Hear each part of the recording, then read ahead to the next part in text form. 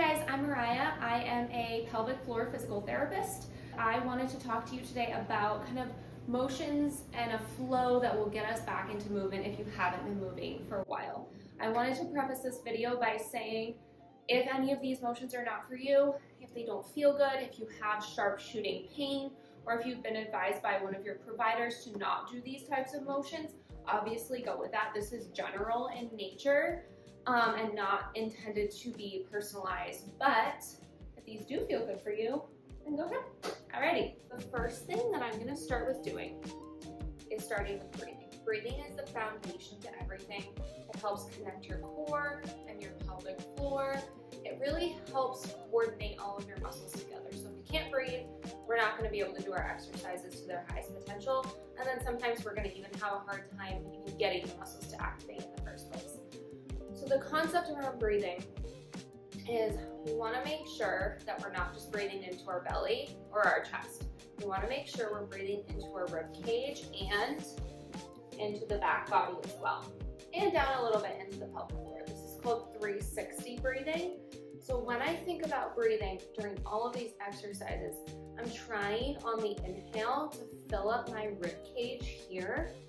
And then on the exhale, that's typically when I contract my core, not just pulling in at the belly, but also getting your lower core, some lift in your pelvic floor if that's appropriate for you. Again, check with your healthcare provider because not everyone is appropriate for that. And kind of gathering of that core to provide a core brace or tension in that core so we can do all of our other exercises nice and safely. So with that in mind, that's how I'm gonna do kind of all of my core work, all of my exercises is with the 360 breathing in mind. So the first thing we're gonna do is come down onto your back and you're gonna start with that 360 breathing. If this is uncomfortable to have your neck flat, please put a pillow, put a towel roll, anything like that is fine. Same thing, if your back keeps popping up and you have a hard time getting it down to the floor, no worries, just stick a little towel roll under there to bring the floor up to you. So I'm gonna kind of relax my arms down, but again, thinking about breathing into that rib cage, into that pelvic floor, and into that back body. You're gonna get a little bit of expansion in the belly. That's normal, that's fine, but I don't want you to force the belly out. So what you're gonna do is inhale, and exhale.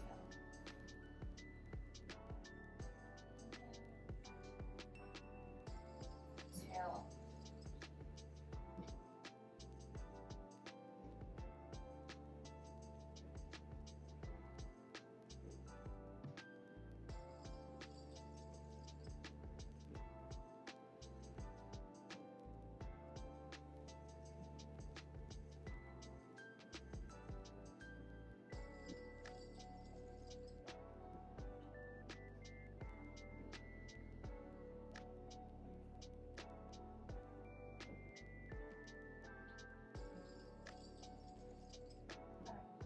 Next thing we're gonna do is add a little bit of contraction to that. So when you inhale, everything relaxes, and then exhale, I'm drawing my pelvic floor up and in a little bit.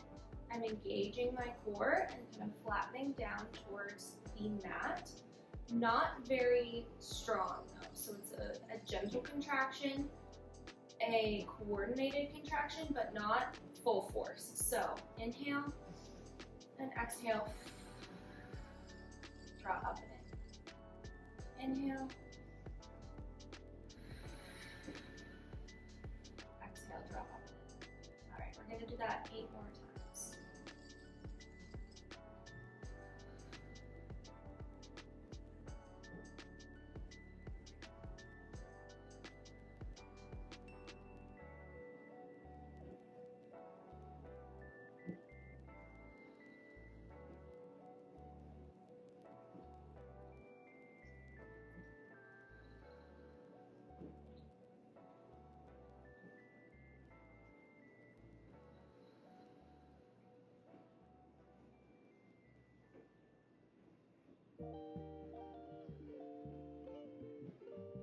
And in the classic nature of a physical therapist, I have forgotten what count we are on. So I'm just going to move on to the next exercise. The next one is very gentle. I don't want you twisting a lot. It's just to kind of get a little bit of motion in your legs. So I'm gonna move from side to side. If twisting is not good for your spine, please just skip this part.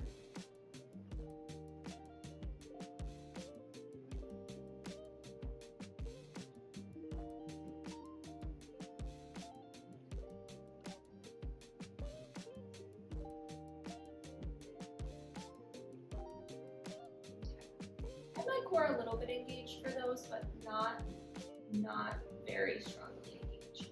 The next one, I just want to open up the spine. I'm going to hit the wall a little bit here, but just make sure you have enough space. So you are going to roll on your side, like so. Very gently. Again, if twisting is not good for you, it doesn't fit your body, you are advised not to do it. Please don't do this one either. So you're going to open up.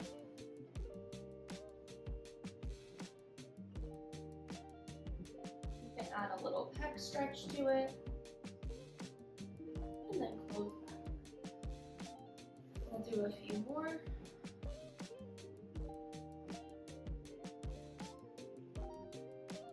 My pecs are kind of tight today. And then please add a pillow if you need to here as well.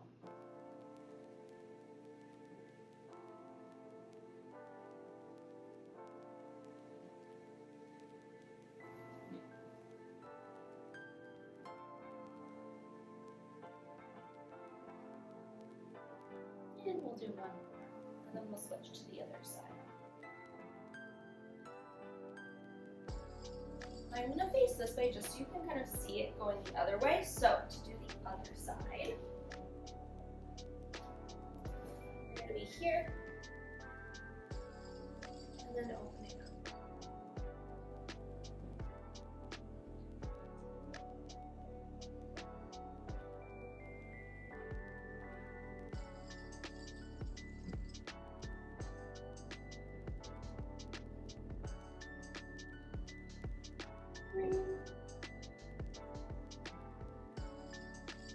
This should feel pretty relaxing. If it's tight, that's okay. I do this on a day-to-day basis with all of my patients, so my body is very used to moving in this way. It's totally okay if your body's not used to it and it feels awkward and weird. That's normal.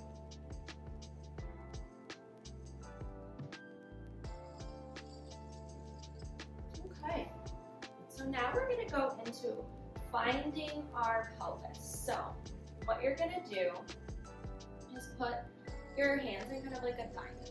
So pointer fingers are gonna go on the pubic bone. Thumbs kind of go up a little bit, and that's gonna be kind of a little bit under your belly button. And then the outside of my palms right here are resting on my hip bones.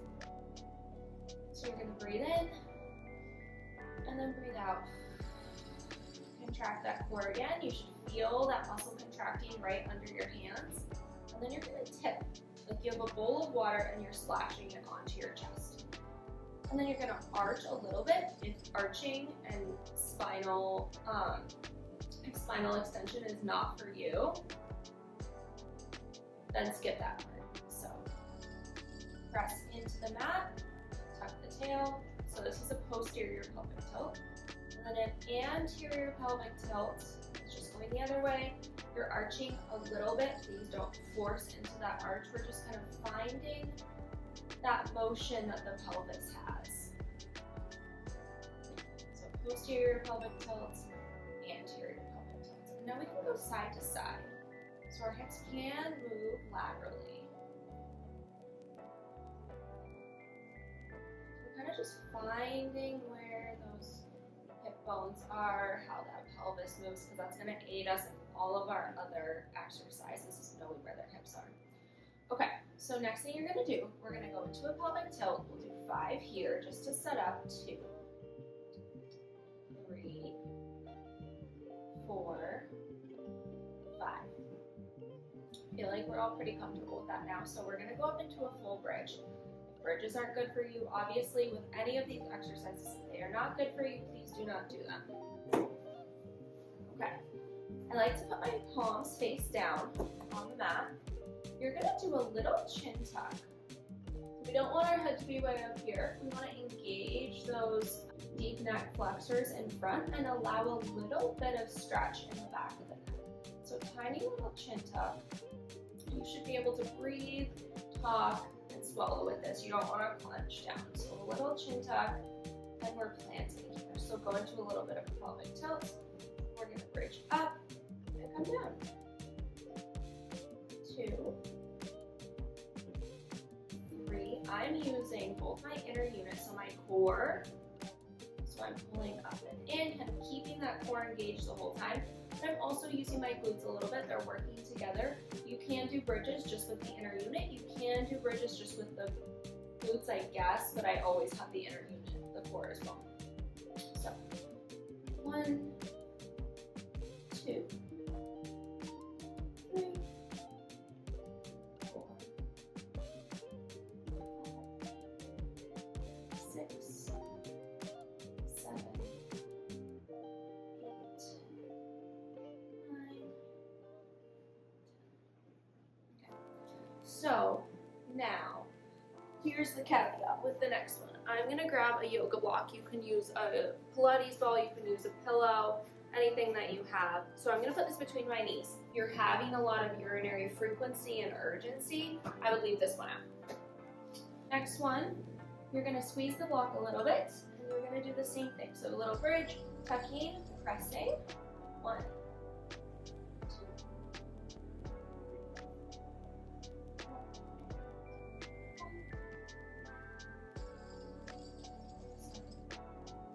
8. Beautiful. Okay, I'm going to show a different version of a bridge. Please feel free to do any of them in any combinations. So next I'm going to go into a Pilates B. So heels together, toes apart. This is also going to activate your inner thigh. So again, if this is not good for you, please don't do this one and just do the normal bridge. So you're going to be here. Just going to go up and down. Engage the core.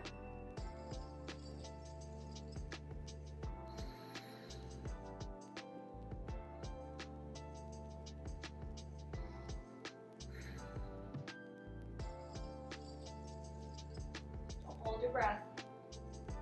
You should be exhaling when you're lifting. Another way to do a bridge is heels raised, like so, if the other ones feel too easy, but I'm not going to do that today, just for the sake of this being a very basic flow. The next thing we're going to do is use a band. If you don't have a band, that's okay. And put it right around your legs. So we're going to do what's called a single knee fall out. It works on hip stability. And it also works on hip dissociation and coordination, so you connect the core while your hips are doing different things. Alrighty, so the feet about hip width apart. My hair's been bothering me.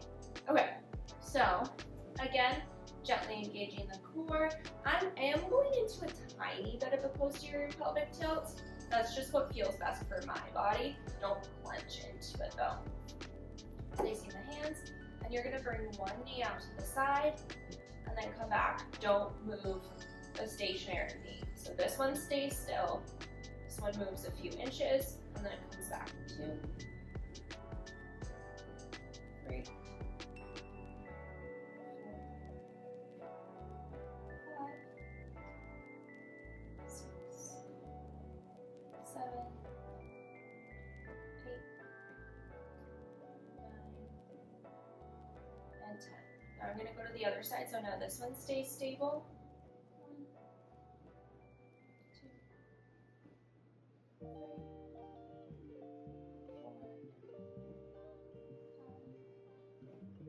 5, 6, 7, 8, 9.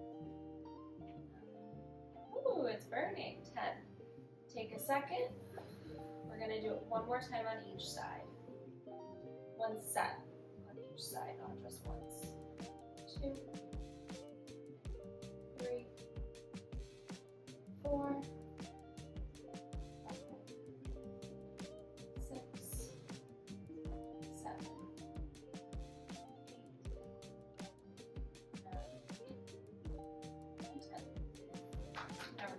other side. 2, 3, 4,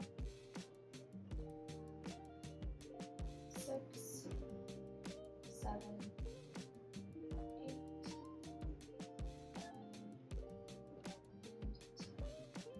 oh, I actually feel that quite a bit. You can actually also bridge with a band around your knees. That's another version, but we'll add that today. So what you're going to do is do the 360 breathing in quadruped to just get yourself used to it. We're gonna be on all fours. If you want a little bit of extra stability, put a block between your knees, like so. What I'm doing, I'm not sinking my shoulders down. I'm kind of imprinting my shoulders a little bit just so that they're engaged. I'm thinking of my neck as an extension of my spine. I want my spine completely straight. So I don't want to be looking too far up, like so. I don't want to be looking way too far down.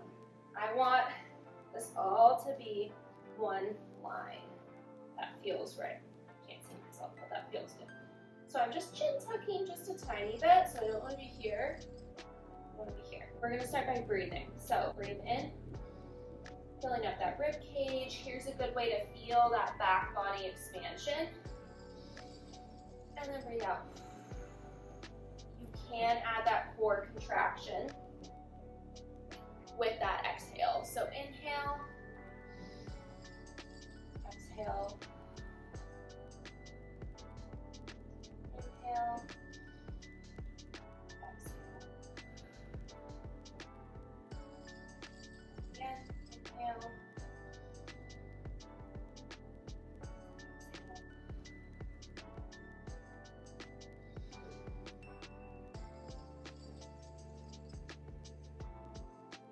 Now we're going to do what are called serratus punches or push-up plus in quadruped. So you're going to sink your shoulders down just a little bit and then push back up. And sink down, push up. 3, 4, 5, 6, 7, 8, 10. Once you feel confident in that quadruped position, breathing, what you're going to do is add what we call an upper extremity bird dog arm. So the goal is to be able to do this. Okay, we're going to break it down because again, we're just getting used to movement again. So find that quadruped position, little core activation. My spine is nice and straight, and I just raise one arm. Bring it back down. Other arm. 2, 2, 3, 3, 4, 4, 5,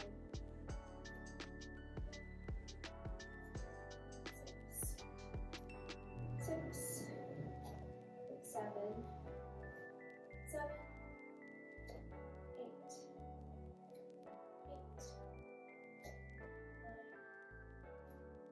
9, and 10.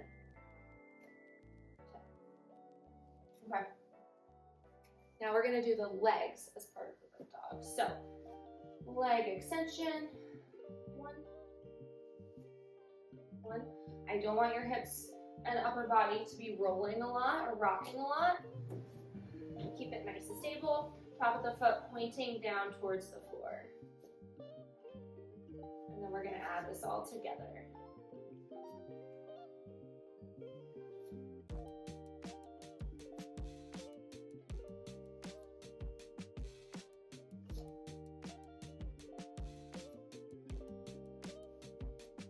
More, 7,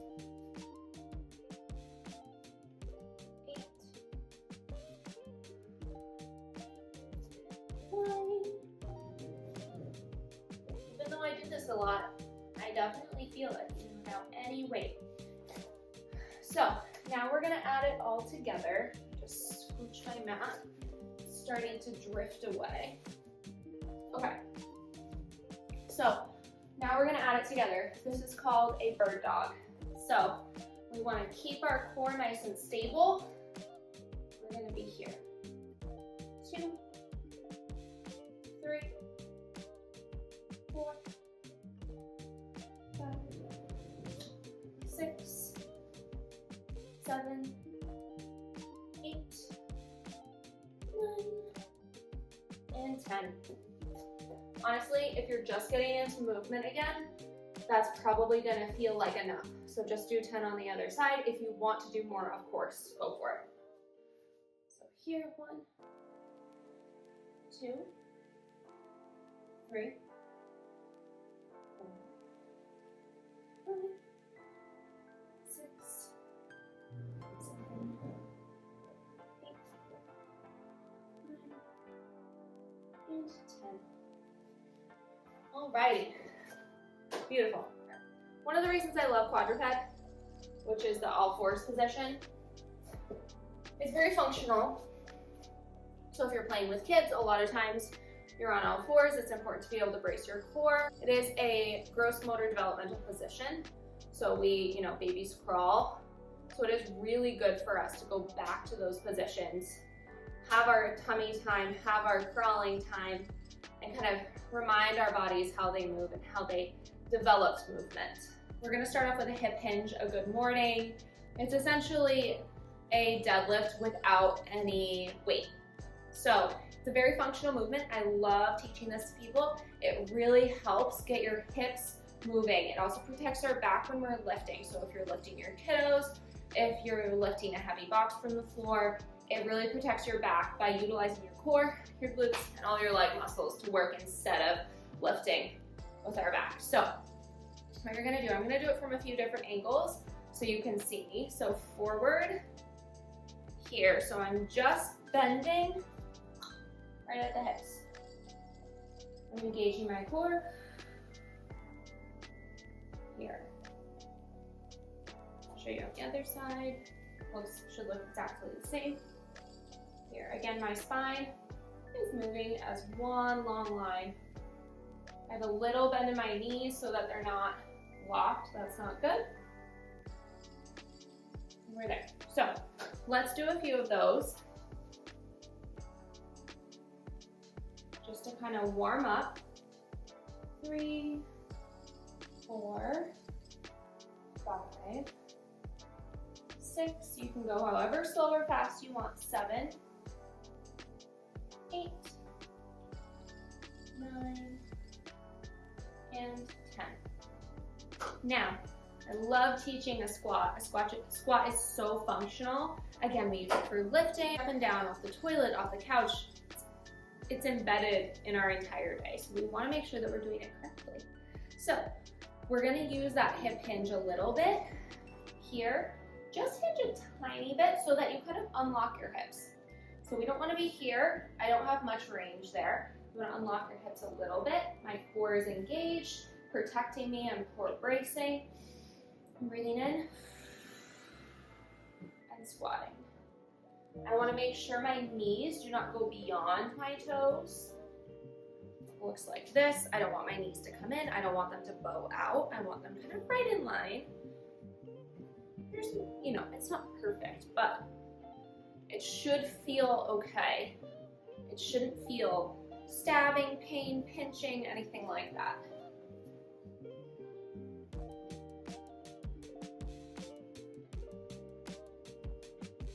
Obviously, if you have been told that this is not good for you, then don't do it like everything else. Again, grab your band. We're gonna do what are called lateral walks. Our whole lives are in what we call the sagittal plane. So forward, backward motion. We walk forward. Our whole world is in front of us. We often neglect frontal plane motion or side to side motion. So I just like to make sure that we get that in every exercise or exercise program. I'm just gonna move a little bit. To be honest, I would probably do about 10 steps one way, 10 steps back, facing all the same way the whole time. So you're gonna be like so, but I'm just not gonna go out of frame. Here. So 10 steps that way, 10 steps back. I'm pitched a little, just a hint forward. My knees are slightly bent.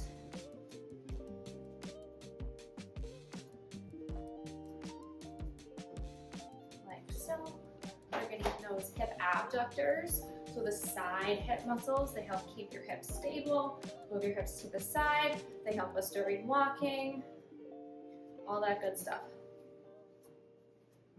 Like so.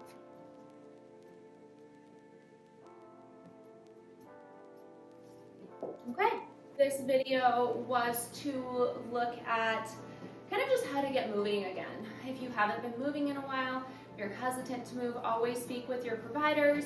Make sure that these movements are okay for you, but this is a really good kind of like basic level intro to getting back to moving, because movement is so important.